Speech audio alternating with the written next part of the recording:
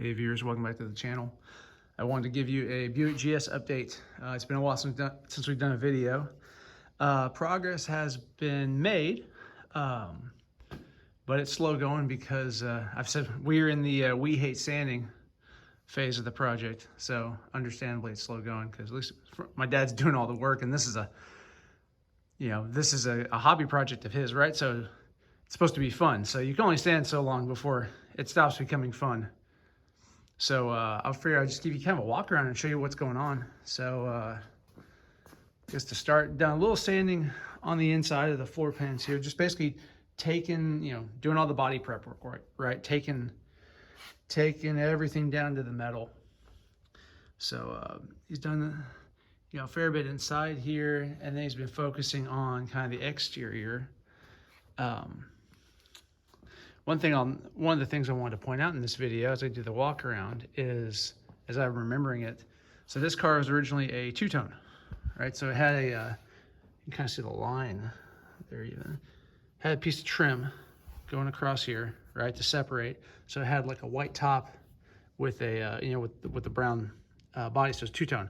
And we're changing that to be just one color, right? So one of the things you have to do here is remove this trim, right? And you'll have these holes you gotta weld and fill.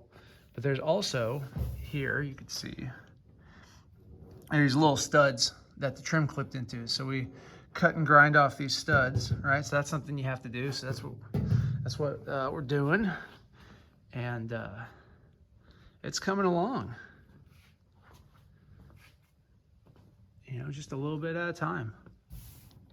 So definitely a labor of love. Sanding is not fun.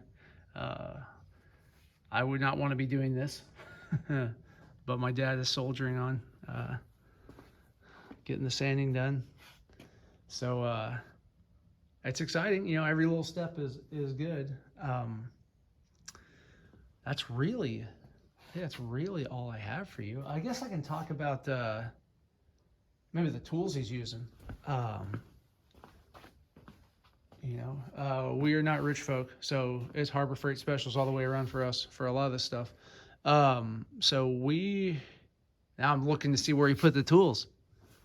Oh, here they are. Okay. So body tools that he's using to sand. I'll figure go over this. So for the big sections, picked up this Harbor Freight like surface conditioner, and with these little flap wheels. He says he's been very happy with this. So this thing for the big areas works really well. And then for small areas, got one of these little detail, kind of tools.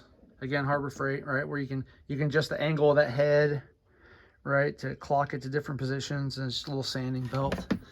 And then beyond that, we're just looking at, your typical angle grinders. So he's got a wire cup on this one.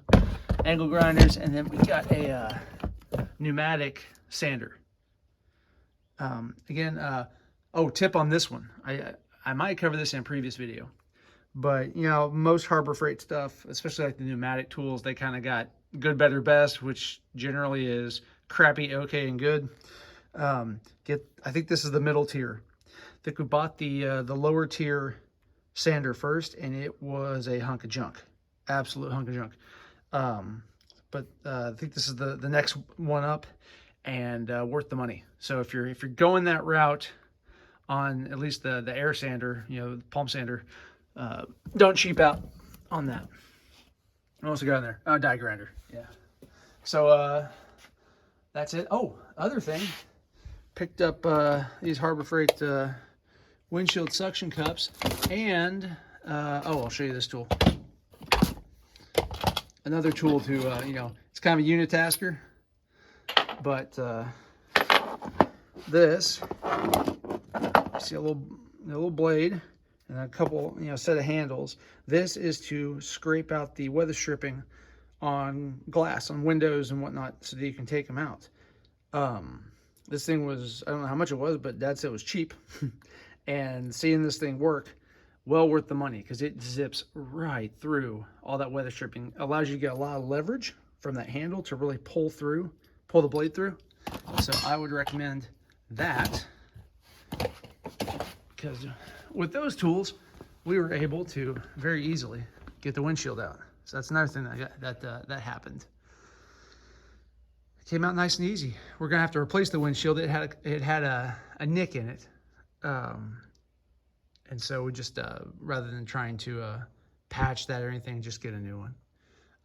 Another interesting note on this car: that windshield, it has the AM antenna built into it.